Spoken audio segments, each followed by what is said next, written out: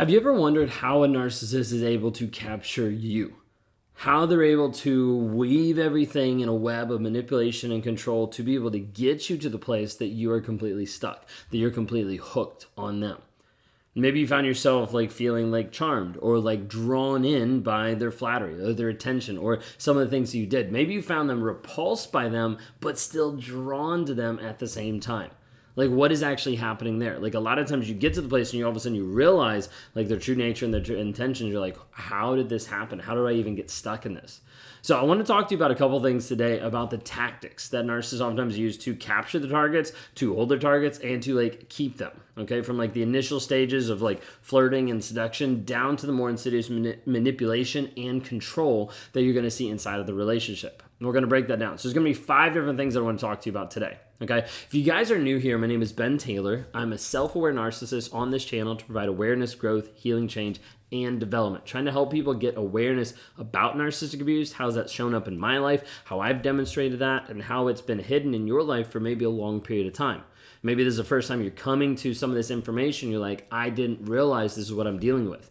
Well, if you know other people, share it with them. Because as soon as you're able to share, you're able to liberate some people that might be stuck in a toxic environment. You never know who you can help. If you want to talk to me one-on-one, you can go to rawmotivations.com. We'd love to help you out. We'd love to have you join our Thriver community to help you move forward in your healing to who you're actually called to be. So when we talk about this aspect of narcissists and how they manipulate and how they capture you, one of the first ones that oftentimes is common that people talk about is love bombing. Okay, this is the stage when the narcissist shows you attention, flattery, gifts, and makes you feel like the most important person in the world. This specialty of, I am desired by this person. This person cares about me. And you're like, well, that seems great, right? Well, the problem is it's this overwhelming experience that's meant to create this sense of emotional attachment, this emotional connection, and also dependency. It's this place where they start to get you used to a certain level of communication. So for instance, say you're actually texting back and forth with them every single day, almost 24/7. This piece of this person cares about me. This person gives me attention. This person wants to be in my life. And so you start to feel that draw, you start to feel that pull, and it becomes this almost addiction. And then as it slowly starts to pull away, you're like, wait a second, what did I do wrong? And you chase harder, you chase faster.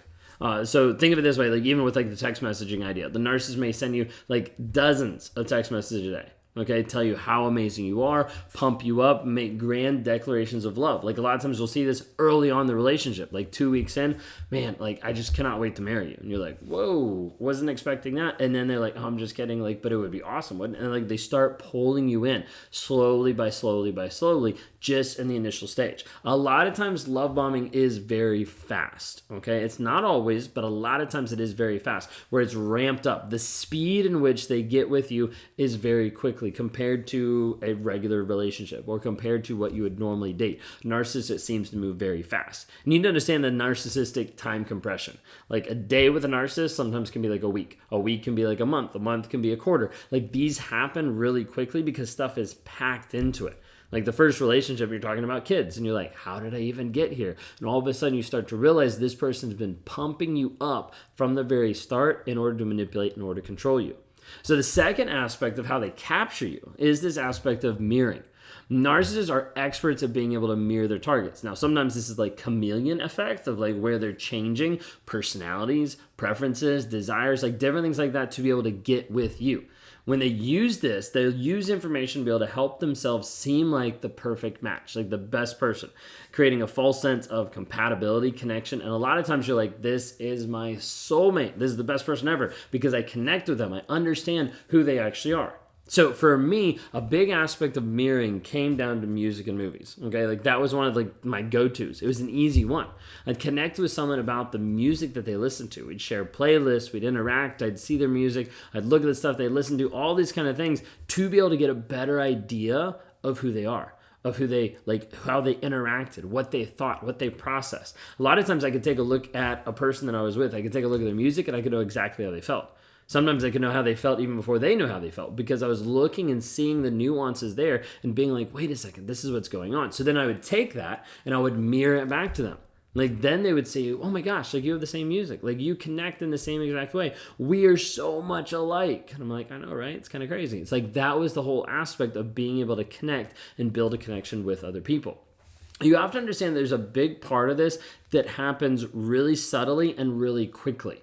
So like side note here on building a connection, okay? Building a connection and building a friendship and building like a manipulation control piece sometimes look very similar. Okay, this is why it's hard to be able to differentiate early on, because you can't actually look at the other person and be like, hey, can you just peel back all of the love bombing, manipulation, love, whatever it might be, and just tell me your intentions? Like, they're not always going to do that, right? So like there's a piece of it that's really hard. So I want you to consider like a quick tactic that a lot of times I would use in a relationship to connect to someone, okay? I'll be able to connect to someone through an experience, through something that happened. And it doesn't have to be big. So let's say we're walking along the road with a bunch of friends and you trip, okay? And you just like stumble. You don't really like fall face forward, but you just like stumble and like it's like a laugh. It's like a moment that like I'm there, I laugh with you, kind of like joke about it, things like that. Later on, okay, later on that day, later on, that week or something like that, like I see you again and we have an interaction. Now this interaction might be around other friends and I bring that up again. Okay, just a small little thing that I bring up again. What it does is in that moment, it slowly isolates you from everybody else because I'm sharing an experience that I had with you that no one else there had. So everybody's like, oh, like they had something, that kind of thing. Okay, but it connects me to you in that moment and it brings back some of those same like funny feelings. Okay, this is why a lot of times a narcissist will do something mean and then like do something nice. Like do something mean, then do something nice. Back and forth. Because if they can lower like the aspect of how bad it was, then it feels good all of the time. Our bodies want to automatically go to that. So there's a piece of like connection of like, oh, like we had this moment and you're like, oh yeah, like that was funny. And it starts to build this kind of connection bond between two people. Okay, so that's a lot of times how a narcissist gets with you. And then what's actually happening like in the relationship that keeps you captured. Okay, so the first one is gaslighting. And this aspect is not just lying. Too many times people phrase and show people being like, oh, like they're just gaslighting you. Yes or not completely, okay? So gaslighting is a specific form of psychological manipulation and abuse that makes you doubt the reality, your own feelings, your own thoughts, and your memory. So it's not enough for the narcissist to be like, no, that didn't happen, but it's no, that didn't happen, and I feel like you might actually be going crazy, okay? They're not gonna say that, but that's the idea, okay? They're gonna twist your words, deny reality, make you feel crazy in the moment, and cause you to question your sanity. Cause you to question like your judgment of a situation. So like for instance, like they might accuse you of being overly emotional, over irrational, paranoid when you're expressing concerns about their behavior. A lot of times we'll see this where you have a gut feeling that they're cheating on you and like they're just gonna blow it off. Like, what are you talking about? That's just a friend that I run with every single day. Like, why would this be an issue? Like, yeah, we go away on trips for like different events, but like, yeah, we don't do anything. And a lot of times your gut is right, but they're going to tell you that you misremembered things, that you don't know what you're talking about, and that you're making things up to start drama. Like they'll switch it back around on you. Okay. The fourth thing is isolation. Okay. A lot of times narcissists are going to try to cut you off from other people. Like if you're in a narcissistic relation right now, take a good evaluation of your friends and your families around you. Okay. Has that increased or has that decreased being with this person? Odds are typically is that it's decreased, that the narcissist has slowly pulled you away from your friends, your family, your support system so that they can actually breathe truth into your life. Like this makes you more dependent on them. It makes them get more validation, more supply from you. And they turn that all around of like you no longer have those people in your life to be able to tell you, hey, what's actually going on? A lot of times if you had friends and family in your life that saw this behavior, they would help you question it. Like they would be like, that doesn't seem okay. Like that doesn't seem right. And a lot of times this isn't happening by narcissists being like, no, you're not allowed to have friends, never can go out. Like they're not doing that, okay? But they're doing these small, subtle things that make you feel bad if you actually go out with friends or family, or if you interact with those people. You're spending more time with them. You're sharing our problems with the world. Like this is something that's internal that we need to work on as a couple. Like you need to stop bringing in your friends and family into our marriage issues. Like all these things are going to happen to try to be able to slowly be like, oh, okay, so I shouldn't talk to them about this, or I shouldn't interact with them. And there's this like, exactly, you should only talk to me. Okay, that's what's happening.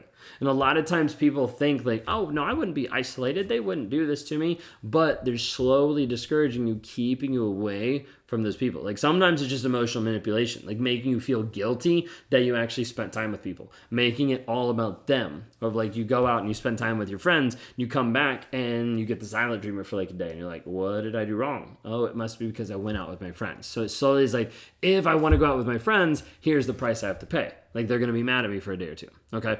Last but not least is devaluation. When the narcissist starts to criticize, insult, devalue you, put you down, and it starts to erode your self-esteem because they built you up to make you feel so great, and then they'll be like, yeah, you're not so great. Like, yeah, you have a great job, and yeah, you make a lot of money, but you work too hard, and you value that over me. So I don't really think that you actually care about me. Like, there's all this, like, push-pull, and you're like, wait a second, you valued this, you loved this, you cared about this. This is one of the things you said you loved about me. And you start to realize that it actually was fake. It was just something that they were using to try to prop up or push up your ego so they could pull it back so they could be in control. A lot of times this is a gradual process, okay? But a lot of times with grandiose, you will see this happen over big events where you see the mass drop after marriage, after having a kid, after getting engaged, after moving in together. All these different things will happen and you're like, whoa, like this is different. Like this person changed. Now, sometimes it's like they're going to start making make comments about your appearance, about your intelligence, about your accomplishments, about your education, about different things to be able to compare you to other people, to be able to put you down, triangulate, or to make you feel like you've never been good enough. How many of you right now feel like you've never been good enough for your narcissist? You need to understand, like, there's a piece of it that you were never good enough for them because their standards didn't even match up to reality. Because like what they wanted was a slave that adored them. If you didn't match up to that, then they went on to the next person over and over and over again. If you're in a relationship right now and you feel like, oh, these things are happening, I just don't know what's actually true. I don't know what's real. I want to invite you to take the 7-day challenge. It's $7 for you to invest in you to start your journey, to understand what narcissistic abuse actually is. The guilt that you're facing of being with a narcissist, of how long you've been with them, or of the guilt of like leaving, of like, do I actually leave? They need my help. All these things are going to be addressed inside there. You're going to access videos, access texts. You're going to be in a community with other people that are going through it the same time as you. To be able to understand, hey, this is what's happening. This is what I'm seeing. This is me understanding that I'm not alone. Go to escapetoxicity.com, click on the 7-day challenge, start that off. Start that journey just to be able to see, just to be able to understand.